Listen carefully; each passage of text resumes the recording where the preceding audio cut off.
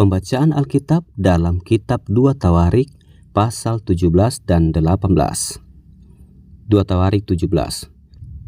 Raja Yosafat, pengokohan kerajaan. Maka Yosafat anaknya menjadi raja menggantikan dia.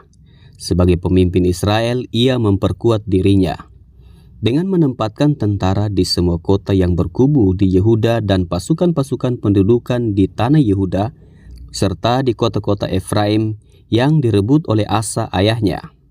Dan Tuhan menyertai Yosafat, karena ia hidup mengikuti jejak yang dahulu dari Daud, bapa leluhurnya, dan tidak mencari Baal-Baal, melainkan mencari Allah ayahnya. Ia hidup menurut perintah-perintahnya dan tidak berbuat seperti Israel. Oleh sebab itu, Tuhan mengokohkan kerajaan yang ada di bawah kekuasaannya. Seluruh Yehuda memberikan persembahan kepada Yosafat, sehingga ia menjadi kaya dan sangat terhormat. Dengan tabah hati ia hidup menurut jalan yang ditunjukkan Tuhan, pula ia menjauhkan dari Yehuda segala bukit pengorbanan dan tiang berhala. Pada tahun ketiga pemerintahannya, ia mengutus beberapa pembesarnya, yakni Benhail, Obadya, Sakaria, Netaneel, dan Mika untuk mengajar di kota-kota Yehuda. Bersama-sama mereka turut juga beberapa orang Lewi, yakni Semaya, Netania, Sebaja, Asael, Semiramot, Yonatan, Adonia, Tobia, dan Tob Adonia, disertai imam-imam Elisama dan Yoram.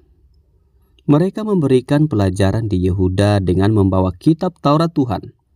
Mereka mengelilingi semua kota di Yehuda sambil mengajar rakyat.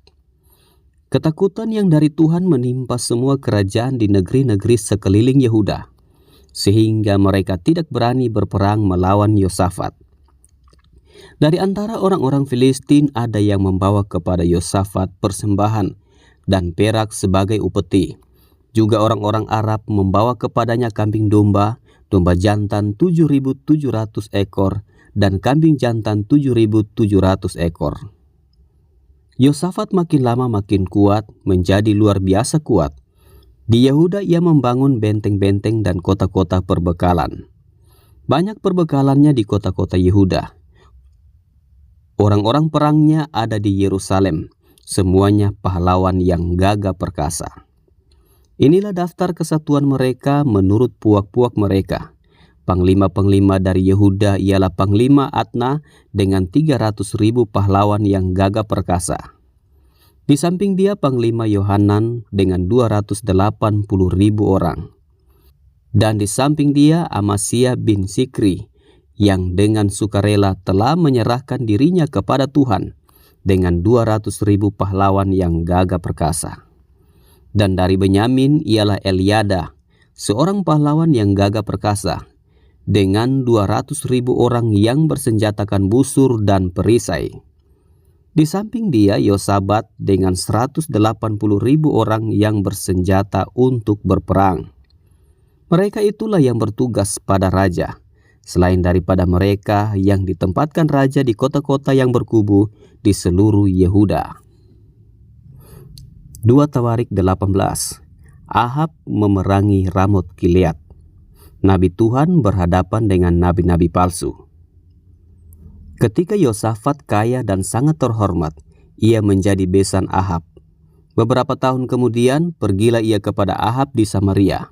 Ahab menyembelih banyak kambing domba dan lembu sapi untuk dia dan rombongannya, dan mengajaknya untuk menyerang Ramot Gilead.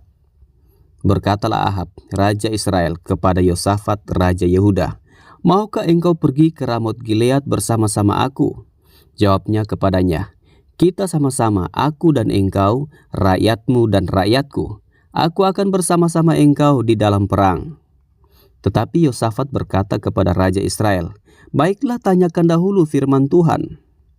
Lalu Raja Israel mengumpulkan para nabi, 400 orang banyaknya. Kemudian bertanyalah ia kepada mereka, "Apakah kami boleh pergi berperang melawan Ramot Gilead atau aku membatalkannya?"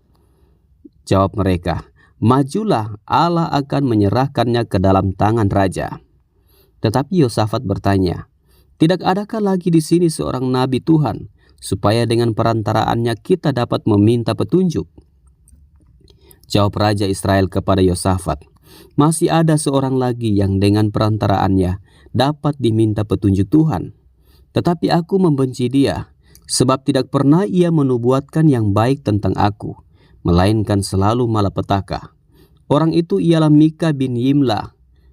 Kata Yosafat, "Janganlah raja berkata demikian."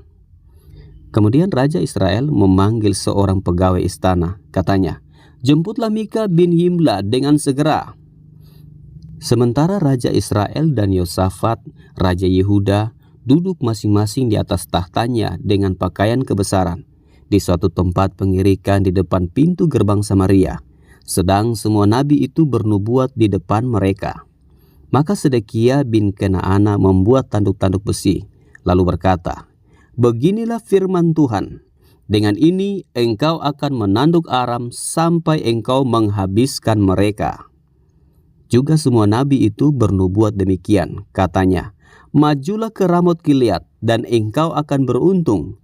Tuhan akan menyerahkannya ke dalam tangan raja." Suruhan yang pergi memanggil Mika itu berkata kepadanya, "Ketahuilah, nabi-nabi itu sudah sepakat meramalkan yang baik bagi raja. Hendaklah engkau juga berbicara seperti salah seorang daripada mereka dan meramalkan yang baik." Tetapi Mika menjawab, "Demi Tuhan yang hidup, sesungguhnya apa yang akan difirmankan Allahku, itulah yang akan kukatakan." Setelah ia sampai kepada raja, bertanyalah raja kepadanya, "Mika, apakah kami boleh pergi berperang melawan Ramot Gilead atau aku membatalkannya?" Jawabnya, "Majulah dan kamu akan beruntung, sebab mereka akan diserahkan ke dalam tanganmu." Tetapi raja berkata kepadanya, "Sampai berapa kali aku menyuruh engkau bersumpah, supaya engkau mengatakan kepadaku tidak lain dari kebenaran?" Lalu jawabnya, "Telah kulihat seluruh Israel bercerai-berai di gunung-gunung seperti kambing domba yang tidak mempunyai gembala. Sebab itu Tuhan berfirman, mereka ini tidak punya tuan, baiklah masing-masing pulang ke rumahnya dengan selamat." Kemudian Raja Israel berkata kepada Yosafat, "Bukankah telah kukatakan kepadamu, tidak pernah ia menubuatkan yang baik tentang aku, melainkan hanya malapetaka?" Kata Mika, "Sebab itu dengarkanlah firman Tuhan. Aku telah melihat Tuhan sedang duduk di atas tahtanya, dan segenap tentara sorga berdiri di sebelah kanannya dan di sebelah kirinya. Dan Tuhan berfirman, siapakah yang akan membujuk Ahab, Raja Israel, untuk maju berperang, supaya ia tewas di Ramot Gilead?" Maka yang seorang berkata begini, yang lain berkata begitu. Kemudian tampillah suatu roh, lalu berdiri di hadapan Tuhan. Ia berkata, "Aku ini akan membujuknya." Tuhan bertanya kepadanya, "Dengan apa?" Jawabnya, "Aku akan keluar dan menjadi roh dusta dalam mulut semua nabinya." Ia berfirman, "Biarlah engkau membujuknya, dan engkau akan berhasil pula. Keluarlah dan perbuatlah demikian. Karena itu sesungguhnya Tuhan telah menaruh roh dusta ke dalam mulut nabi-nabimu ini, sebab Tuhan telah menetapkan untuk menimpakan malapetaka kepadamu." Sesudah itu tampillah Sedekia bin Kenaana, ditamparnyalah pipi Mika serta berkata, "Bagaimana mungkin roh Tuhan pindah daripadaku untuk berbicara kepadamu?" Tetapi Mika menjawab, "Sesungguhnya engkau akan melihatnya pada hari engkau lari dari satu kamar ke kamar yang lain untuk menyembunyikan diri." Berkatalah Raja Israel, "Tangkaplah Mika, bawa dia kembali kepada Amon penguasa kota dan kepada Yoas anak raja, dan katakan, beginilah titah raja, masukkan orang ini dalam penjara dan beri dia makan roti dan minum air serba sedikit sampai aku pulang dengan selamat." Tetapi jawab Mika, "Jika benar-benar engkau pulang dengan selamat, tentulah Tuhan tidak berfirman dengan perantaraanku." Lalu disambungnya, "Dengarlah hai bangsa-bangsa sekalian." Sesudah itu majulah Raja Israel dengan Yosafat Raja Yehuda ke Ramot Gilead.